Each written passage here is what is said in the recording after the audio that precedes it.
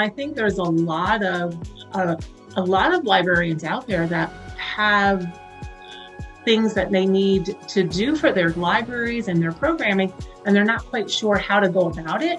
And I just think that that framework really puts everything into its own little pieces that you can start to pull from. And I just felt more confident in what I was doing because I had this tool.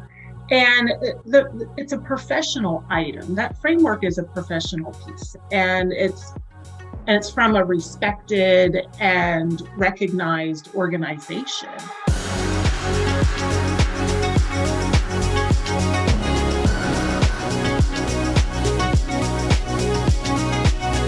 Hello, friends, and welcome to Season 6 of the Future Ready Librarian podcast series, Leading from the Library. This is a podcast for all librarians wherever you are in your journey. It is filled with amazing guests, important topics, and engaging conversations that will inspire, engage, and support all of us as future ready librarians. I am your host, Shannon McClintock Miller. I am the district teacher librarian at Van Meter Community School in Van Meter, Iowa, and I serve as the Future Ready Librarian spokesperson. I have the pleasure working within my librarian school community and also with others around the country and world through Future Ready Librarian events, conferences, consulting, writing, and more. I am honored to bring these voices on our podcast to all of you, and it's so good to have my friend Nadine on our first one of Season 6 today. So welcome, Nadine. Thank you, Shannon. Excited to be here. I am so excited. And when I was talking to Nadine about what we were going to talk about, I'm really looking forward to kicking off our new season with this conversation about how she used the Future Ready Librarian framework for a peer collaboration project. So we're going to hear about that today. But let's start just by having you introduce yourself and tell us where you work, a little bit about the work that you do in libraries. Sure. I just switched to a new school district after, 20 some years in one school district. And so I am at a smaller suburban school in Pennsylvania where I just started in October. And I love it. It's a nice small school. And the school that I left, where I did this project, that was a bigger urban district in Pennsylvania. So so I made that switch after a very long time. I bet you're loving it. I know that Van Meter, it's a small, school that is in a little town, and just so fun to work with all the kids and get to know the teachers so well in a smaller school. Yes, absolutely. It's a big difference between 900, almost 900 students to barely 400 students. So it's quite an adjustment. Great. I love that. Are you celebrating Read Across America this week? Yes, we are. And so it's my first one in this school. And I didn't want to do any big changes. I kind of just took the lead from what they've done in the past and said, great, sounds wonderful. Just count me in. Oh, I bet they're loving that. That's so exciting. Well, let's talk about what you did with the Future Ready Librarian framework. Okay. So just like we all have to do in our profession, we need an observation. It's part of our teacher, our observation schedule. So this project that I did last school year. So I did it in the spring, presented in the spring of 2022. So it was the 2021-22 school year. And I was on the rotation of peer collaboration or an action research project. So I thought, what can I do? I always want to do something that is going to highlight what the librarianship, what the profession is, and how can I increase it. So I use the framework in my own personal teaching. and I use it to just kind of structure, where I'm going. So I figured, perfect. How can I use the framework that's already in place, that's been put together by just so many amazing people, use it and bring it more to light. So I just reached out to some of my librarian colleagues and said, hey, we always talk about the framework. We have it posted in our libraries. So what are we going to do with it? Right now it's for our eyes only, but it's not meant to be just for our eyes, I don't think. So that's when I decided to just bring some colleagues on board, and we went ahead and used the framework to create this peer collaboration project. And it was very eye-opening. We enjoyed it a lot. I know that you focused especially on 2 different wedges. So how did you decide that? And what were the wedges that you focused on? Yeah, so we focused on the wedges of use and space and time and budget and resources. And the reason why we picked those 2 was because we felt those were the 2 wedges that needed the most areas of growth. And for us, and I think you can agree with this too, Shannon, the framework, it's a tool for not only just for librarians, but also for your administrators, for your stakeholders. And it's a way to shape and guide conversation towards advocacy, really. And so when we looked at all the wedges, we decided on those 2 because the other wedges we felt were pretty solid already in place. And so we focused on use of space and time simply because we had a lot of areas in our school district where there were inconsistent schedules and inconsistent budgets. So we just wanted to say, hey, let's take a deeper dive and bring to light why this might be happening and what can we do about that.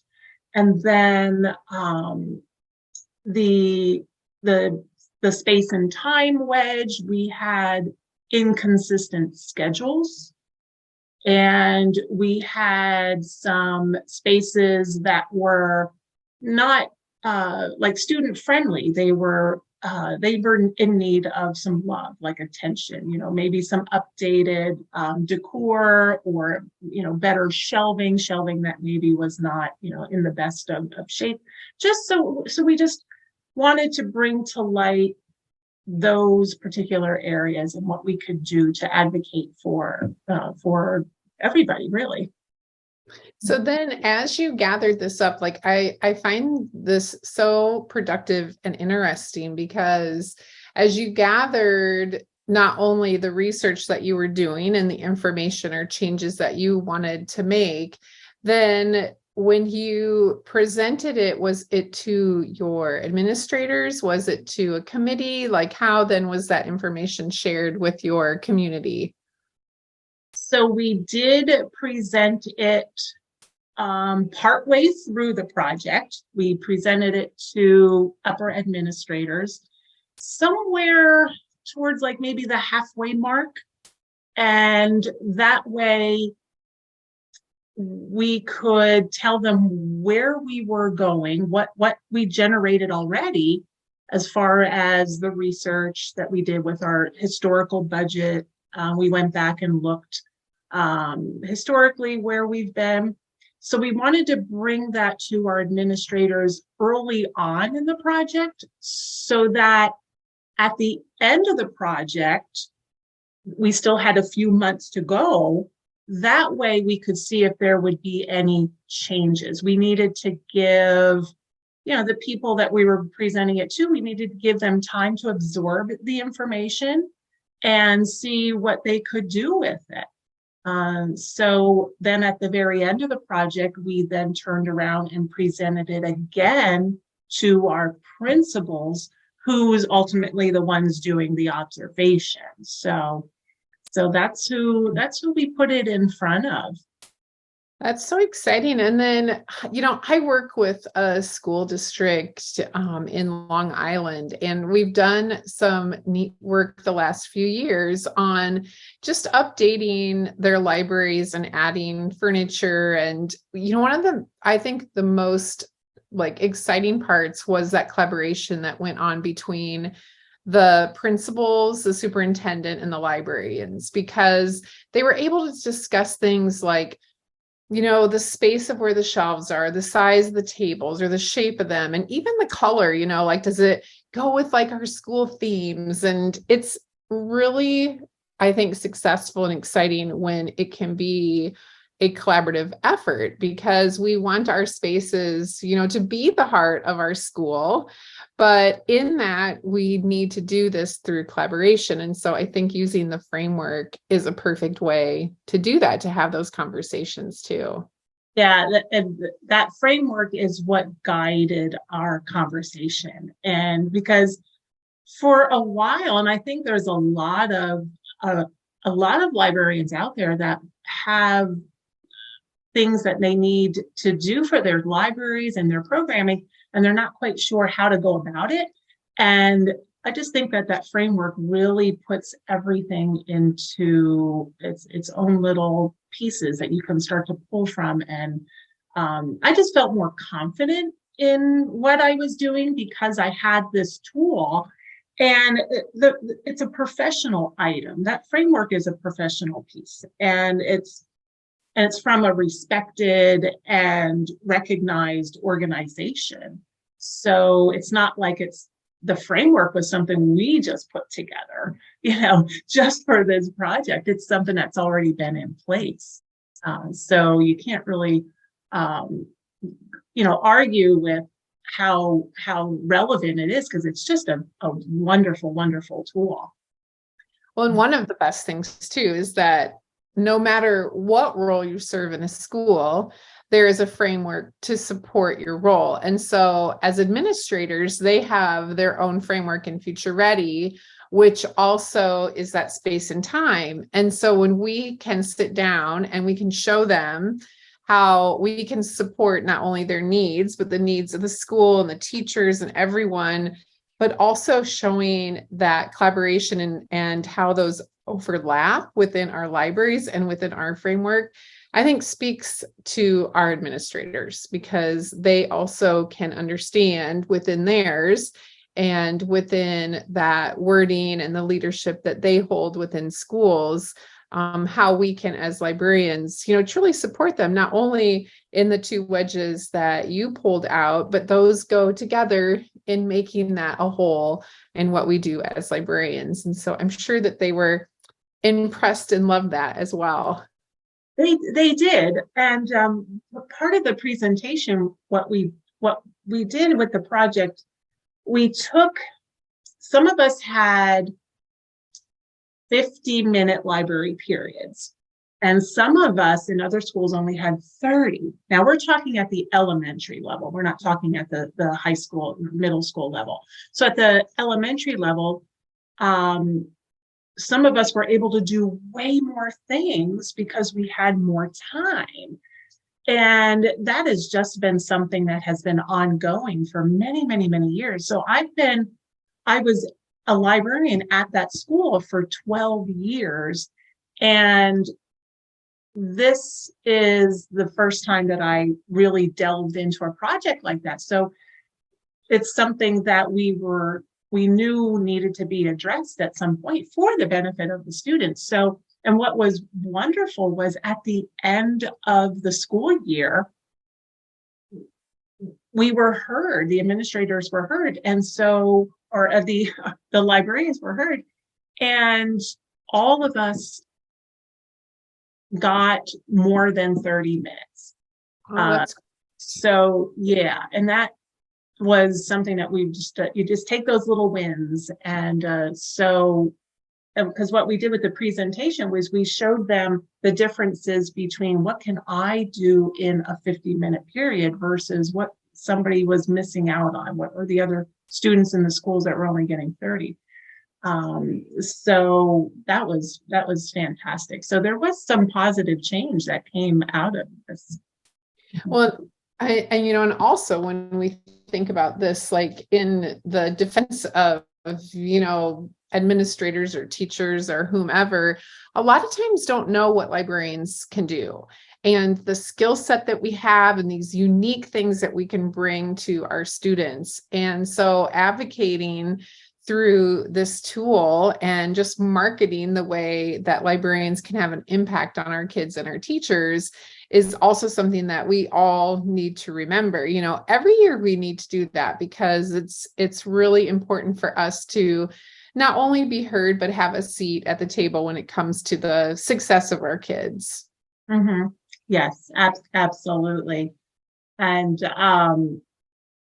we really had a great time. It was eye-opening, not only for our administrators, but even for us, because it gave us a chance to reflect on our programming and where do we want to go next. So it was just a wonderful way to just work together. And I really enjoyed it. And I think, this is my first year at my new school. So I already had a regular traditional observation, but now I'm thinking, hey, I have this tool. Now I'm going to take this and make it either an action research project or another peer collaboration.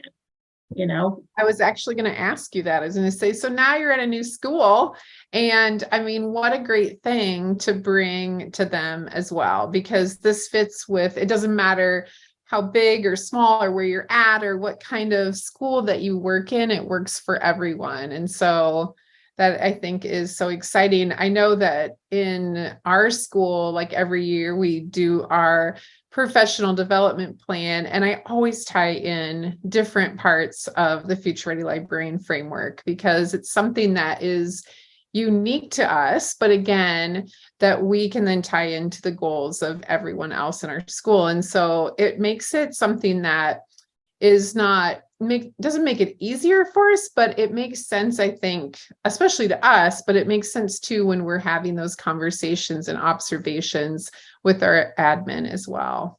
Mm-hmm. Good for you. I love that. And I can't wait like in a year to catch up and just to hear, how it goes. Are you the only librarian within your school district, or are there others too? There are others. Yeah. It's a smaller district, but I'm having a great time so far. And so at the end of the presentation, or at the end of the whole project, of course, what is it that we always should do? We should continue to reflect, and then not only just reflect, but then go back and say, okay, what else has occurred since then? So I reached out to some of my librarian colleagues from my old district, and there's some wonderful changes that have happened. Some ESSER funding was secured, so there's that budget and resources wedge. And the one librarian she is super excited because her space got some love. There was a wall that was put up many years ago, and she wasn't able, the librarian that was in that space for a decade or more, the students were never able to sit down at a table. They always had to have instruction seated on the floor. So after this presentation, some of that wall came down, and she was able to get tables. And I reached out to her just recently, and she goes, I love my new space. She says, I can now host our PD, events. And she says, and the kids have tables to sit at. So she's amazing. She's so grateful. And it does help. I mean, just like you said, like it is an amazing tool to use to open up that communication and to get things done for our kids in our libraries. Yeah, exactly. And one of the other libraries has new shelving coming because it was the shelving at the other library was just in really bad shape. And so we all like to think that this project kind of, got things moving a little bit. And so for anybody who's looking to have a peer collaboration project using the framework, I say, go for it. A lot of the work is already done. You have the framework itself, and you just have to just plug in the pieces that work for you. And we did a little bit of research. We had to dig into historical, budgeting, go back a few years and see consistencies or inconsistencies in the budget, and see which schedules were needed to be more consistent with everybody else's. So yeah, it worked out really well. That's so great. And just for the people who are listening, you can get to not only the framework online, and we have a Future Ready Librarian playbook, but there's also not only Nadine's amazing podcast today, but there have been webinars over these wedges. There are also articles and case studies, just great things that people have shared. And, it's also just a good thing too, when you're doing something like this, to ask in the Future Ready Librarian Facebook group of things that people have done, or on Twitter using like the hashtag, because there are just great stories that are out there of even little changes that have made such a huge difference. And in our library, we have a very small library at our school in Van Meter, and we've done a lot of little changes this year. And it's amazing sometimes how those even make a huge difference. And so anyone can do this, and the things that you do will definitely be something that will be rewarded, within our job as librarians. Absolutely. I really enjoyed working with my colleagues. Oh, and congrats on your new job. I can't wait to follow your journey and to see all the great things you do, Nadine. Thank you. Thank you so much. And I know that for our listeners, it's just so inspiring to hear Nadine's story and the stories that other librarians share in our Future Ready Librarian podcast series. So you're going to be able to find Nadine's information attached to this podcast, along with resources and a certificate of professional development that you can download and fill out to use. As always, thank you to all of our listeners for joining us for this episode of the 6th season of the Future Ready Librarian podcast series, Leading from the Library. And a very special thank you to our sponsors, Follett. You make a difference in our library, schools, and within our lives, and that of our students every day. We appreciate everything that you do. I hope you take what you learned in today's podcast and put it to use within your practice as a Future Ready librarian. Until next time, friends, keep finding ways to lead within and from your library.